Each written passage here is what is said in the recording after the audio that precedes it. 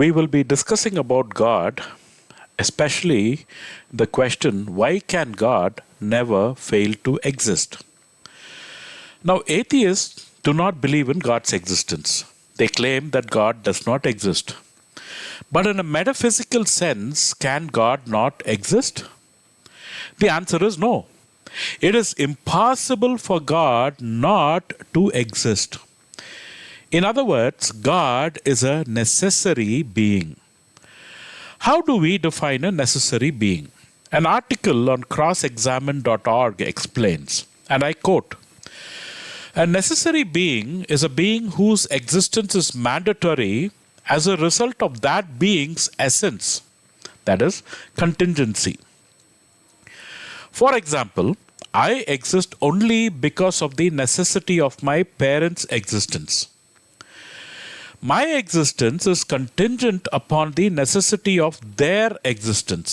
Similarly, my parents' existence is contingent upon the necessity of their parents' existence, my grandparents.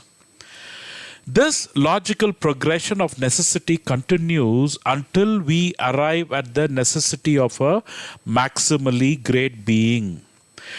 A being that is transcendent, omnipotent, omniscient, omnipresent, and omnibenevolent.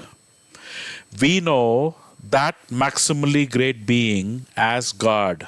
End quote. God, as a uncast first cause, is a necessary being because he possesses the property of necessary existence.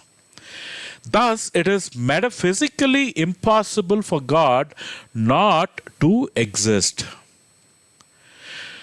Dr. William Lane Craig defines metaphysical possibility as that which pertains to what is actualizable or realizable, what can truly exist.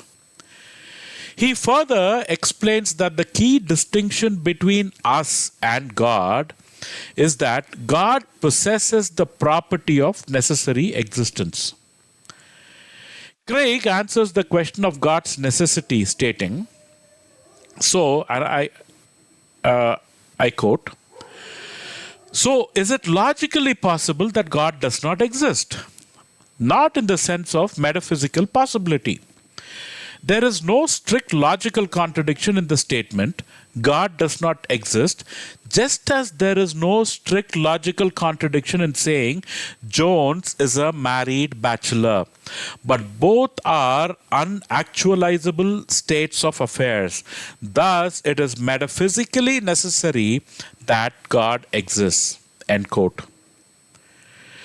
God's necessity could be explained from another vantage point, which is Dr. Alvin Plantinga's ontological argument from possible worlds. And the argument goes like this. Premise number 1. It is possible that a maximally great being exists. Premise 2. If it is possible that a maximally great being exists, then a maximally great being exists in some possible world.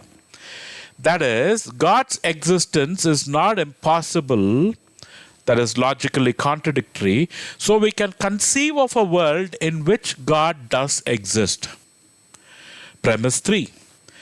If a maximally great being exists in some possible world, then it exists in every possible world. Otherwise, it would not be maximally great.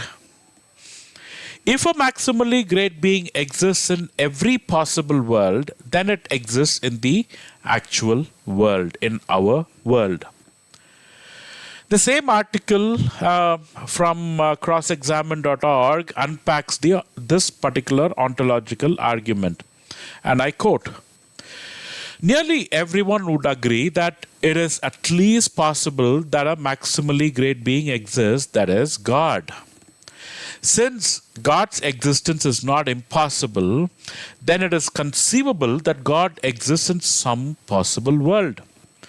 If it is possible that God exists in one possible world, then it is possible that He exists in every possible world, including the actual world in which we live. Some will argue, but yeah, it is possible that magical unicorns exist in some possible world. So, does that mean that magical unicorns must exist in this world? Absolutely not. The existence of the magical unicorn is not a necessity. Since I am a contingent being, it is necessary in all possible worlds that I have a reason for my existence by my parents or another set of parents. If God, being a necessary being, is possible in some possible world, he is possible in all possible worlds and is in fact found in the actual world. Confusing? Yes. But logically coherent? Absolutely. End quote.